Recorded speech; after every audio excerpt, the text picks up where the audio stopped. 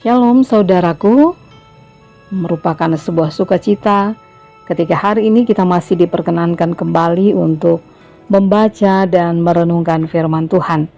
Saat ini pembacaan Alkitab kita terambil dari kitab Yoel, pasalnya yang ketiga, ayatnya yang ke-9 hingga ayatnya yang ke-11. Menyatakan, maklumkanlah hal ini di antara bangsa-bangsa, bersiaplah untuk peperangan, gerakanlah para pahlawan, suruhlah semua prajurit tampil dan maju. Tempalah mata bajakmu menjadi pedang, dan pisau-pisau pemangkasmu menjadi tombak. Baiklah orang yang tidak berdaya berkata, aku ini pahlawan. Bergeraklah, dan datanglah hai segala bangsa dari segenap penjuru, dan berkumpullah ke sana. Bawalah turun ya Tuhan, pahlawan-pahlawanmu. Demikianlah pembacaan Alkitab. Setelah menyatakan hukumannya atas bangsa-bangsa yang menjadi musuh Israel, di perikop selanjutnya Tuhan memerintahkan Israel menempa mata bajak menjadi pedang dan pisau-pisau pemangkas menjadi tombak. Mengapa? Sebab inilah masanya berperang. Perintah itu mengandung beberapa hal yang menarik. Pertama, perintah ini menunjukkan keadaan yang sudah sangat mendesak. Tidak ada lagi waktu untuk membuat pedang. Maka dipakailah mata bajak untuk menjadi pedang dan pisau-pisau pemangkas menjadi tombak. Yang kedua, alat-alat itu, mata bajak, adalah alat yang digunakan oleh para petani. Dan tentu saja, para petani tidak memiliki kemampuan untuk berperang. Tetapi kini, karena Tuhan yang berkehendak, maka mereka bukan hanya diminta untuk menjadi seorang prajurit, melainkan juga disebut sebagai seorang pahlawan. Dan mereka harus berkata bagi diri mereka sendiri bahwa aku ini pahlawan. Firman Tuhan ini disampaikan ketika bangsa Israel dalam keadaan yang tidak berdaya. Namun justru di saat itulah Tuhan mau memakai mereka menghadapi bangsa-bangsa. Bapak, Ibu, Saudara-saudari yang Tuhan Yesus kasihi, apa yang bisa kita maknai dari kisah ini? Yang pertama, sebutan pahlawan. Pahlawan dalam Kamus Besar Bahasa Indonesia berarti orang yang menonjol karena keberanian dan pengorbanannya dalam membela kebenaran, atau pejuang yang gagah berani.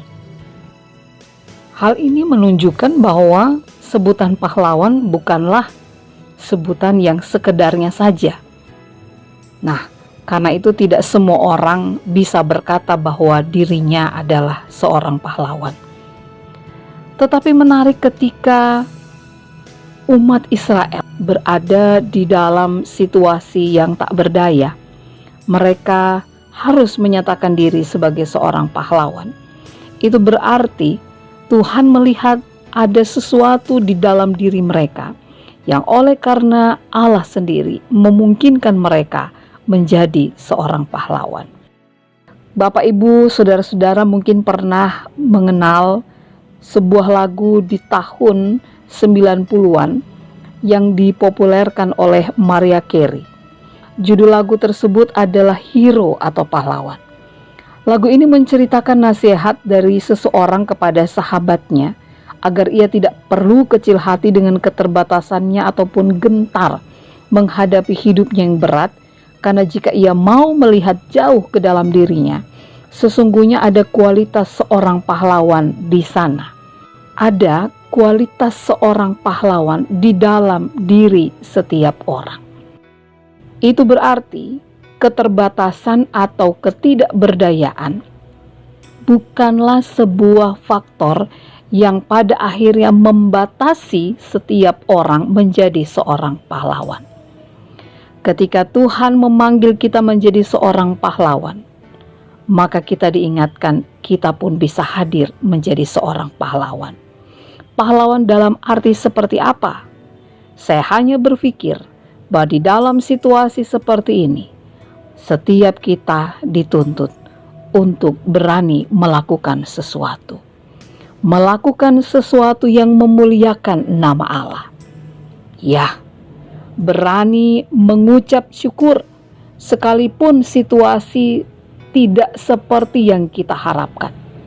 Berani berbagi sekalipun kita juga bukan orang yang berkelimpahan. Berani sabar sekalipun kita mengalami pembatasan dalam banyak hal. Berani untuk hidup dalam ketaatan sekalipun itu adalah penyangkalan diri kita. Ada hal-hal di dalam diri kita yang luar biasa, yang di dalam hikmat Allah semua hal itu bisa menjadi berkat bagi nama Tuhan. Hal yang kedua, ketika kita membaca bagaimana mata bajak diubah menjadi pedang atau pisau-pisau pemangkas yang diubah menjadi tombak. Hal ini juga mengingatkan bahwa tidak ada yang mustahil jika sesuatu itu ditempa menjadi sesuatu yang baru. Sesuatu yang biasa-biasa saja ditempa menjadi sesuatu yang luar biasa.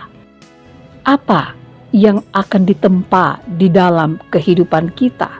Apa yang ada di dalam diri kita yang bisa ditempa untuk menjadi sesuatu hal yang luar biasa dan dimanfaatkan untuk melakukan pekerjaan bagi nama Tuhan? Bapak, Ibu, Saudara-saudari yang dikasihi Tuhan, mari minta hikmat Tuhan, agar hikmat Allah membuat kita terus berkarya. Agar apa yang kita miliki, agar apa yang ada pada diri kita, itu dipakai Allah menjadi sebuah karya yang luar biasa, yang memuliakan nama Tuhan. Amin. Bapak, Ibu, Saudara-saudari yang Tuhan Yesus kasihi, mari kita berdoa.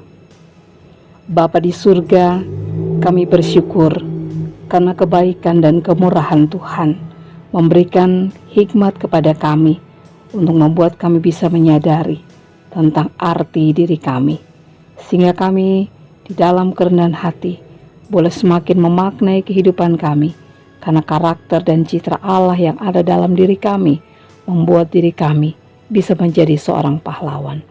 Tempalah apa yang ada pada diri kami, tempalah apa yang kami miliki, agar semua itu berkenan di hadapan Tuhan, menjadi alat yang memuliakan nama Tuhan. Di dalam nama Tuhan Yesus kami berdoa. Amin.